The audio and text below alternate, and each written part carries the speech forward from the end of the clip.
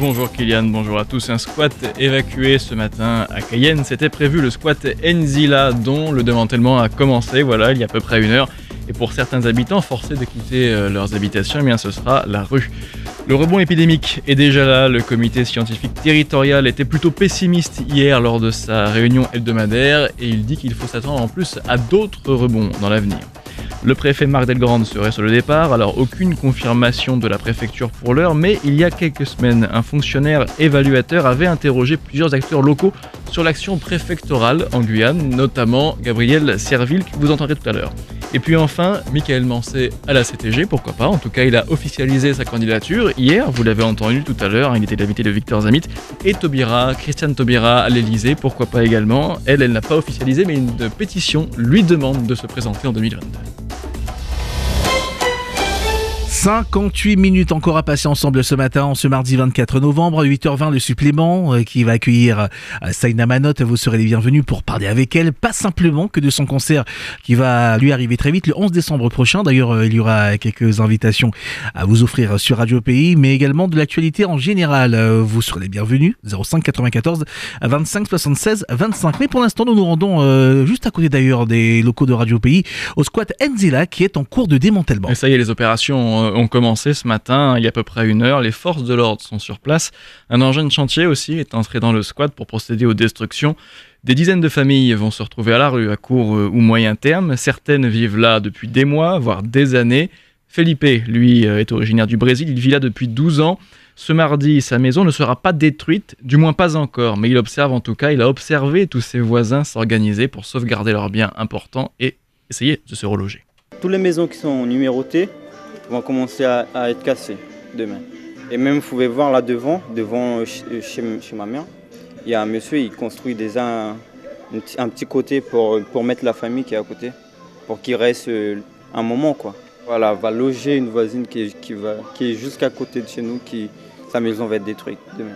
Je ne sais pas comment ça va se passer parce qu'à ce qui paraît, ils ont dit que les gens qui ont tous leurs papiers, qui ont tous leurs biens, à ce qui paraît, ils vont leur mettre dans des logements. Mais je ne sais pas les gens qui sont immigrés, les gens qui n'ont pas leurs papiers, comment ils vont faire pour eux. Je pense qu'eux, ils vont être expulsés et je pense qu'ils ne pourront rien faire pour eux. Voilà, un habitant du squat Enzila au micro de Clément Buzalka. C'est toujours un peu l'incertitude pour les personnes qui ne savent pas où aller et qui, à la fin de cette destruction, n'auront plus de toit, Kylian. D'ailleurs, sur un point pratique pour vous qui arrivez en direction du boulevard de la République et qui arrivez au rond-point qui est devant le service technique, la route est barrée. Donc, vous devrez soit faire le grand tour ou bien contourner également au niveau du rond-point, mais vous ne pourrez pas traverser la grande avenue, le grand boulevard de la République, voilà, qui passe devant les locaux de Radio Pays. Au moins toute la matinée. Oui, au moins toute la matinée. Nous suivrons tout cela avec beaucoup d'attention et nous en parlerons bien évidemment dans nos prochains rendez-vous d'information. Également, l'information à retenir aujourd'hui, c'est que la Guyane fait face à une deuxième vague épidémique. Et le comité scientifique territorial s'est réuni hier, comme chaque lundi, et ses membres s'inquiètent face au frémissement d'une seconde vague de Covid qui arrive en Guyane. Le taux de reproduction du virus sur le territoire et du seuil d'alerte est fixé à 50 cas pour 100 000 habitants. Eh bien, cela augmente. Le rebond épidémique est donc bien là. Et il y en aura d'autres en plus, prévient le docteur Antoine Burin, qui est membre du comité. Jusqu'à ce qu'on ait des traitements préventifs du style vaccin, la circulation du virus au niveau planétaire et donc son retour, et c'est pratiquement un mécanisme fatal. Et encore, s'il s'avère que, comme l'une des hypothèses l'a soulevé, que ce soit un virus du même type que celui de la grippe, il est fort possible qu'on se retrouve même à une circulation donc du type annuel avec la nécessité de se vacciner tous les ans contre une souche qui aurait muté. Ça, c'est des hypothèses, on n'a pas encore de certitude là-dessus. Mais le fait que on ne soit pas du tout sorti de la problématique, c'est une évidence. Après, est-ce qu'elle prendra le même aspect? Est-ce que les contraintes qui s'appliqueront sur la population seront les mêmes? Personnellement, je ne le pense pas. Je pense qu'au contraire, justement, à chaque fois, on connaît un peu mieux le problème auquel on est confronté. On est à même de déployer des moyens plus efficaces, des traitements, des prises en charge, des dépistages. Mais est-ce qu'elle risque de durer longtemps? Oui, il y a de fortes chances que ce soit relativement long, cette aventure du Covid. Les propos recueillis par Edmé Edoudi. Un réseau de passeurs de drogue démantelé en métropole. La semaine dernière, 9 personnes suspectées de participer à des passages de drogue entre la Guyane et l'Hexagone ont été arrêtées au Havre et en région parisienne.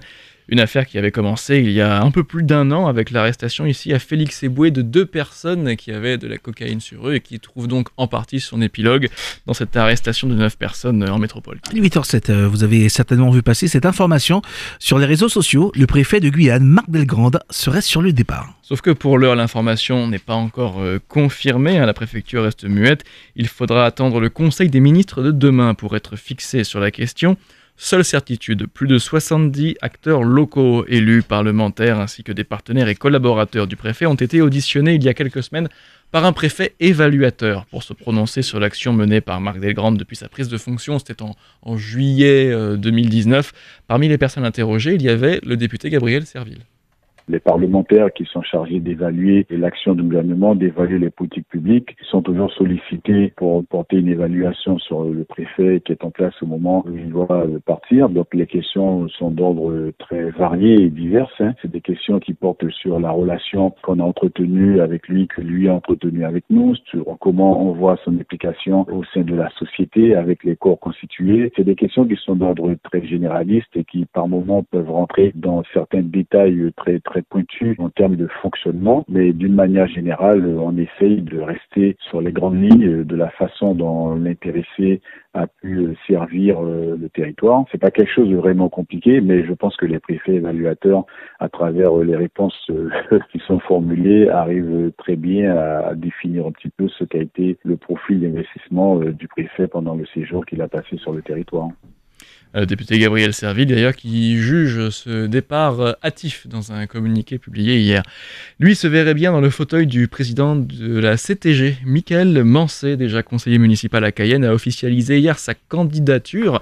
Lui qui a été un leader des mouvements de 2017 voit, depuis qu'il est entré en politique, donc depuis qu'il est à la mairie de Cayenne, tout ce qui gangrène notre société, écrit-il dans un courrier directement adressé à l'actuel président Rodolphe Alexandre, qui est donc bien au courant, comme tout le monde, de la candidature de Michael Mancé. Michael Mancé qui était l'invité de Victor Zamit ce matin dans l'invité du 7h, juste après le deuxième grand journal. Interview que vous retrouverez en cours de journée. Et si vous n'avez pas pu le faire durant la journée, rendez-vous demain matin dès 5h20 au tout début de Pays Matin pour vous permettre de réécouter cette interview dans le cadre de l'invité du 7h de Victor Zamit. Une idée qui semble faire son petit bonhomme de chemin et qui semble ravir beaucoup de personnes.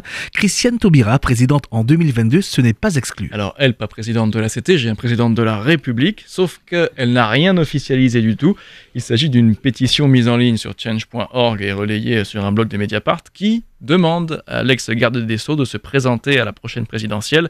Elle conjugue à la fois l'expertise nécessaire et le profil pour représenter le camp des progressistes, analyse le producteur Maxime Runiesque, qui est avec l'écrivaine Chloé Cormand à l'initiative de cette pétition.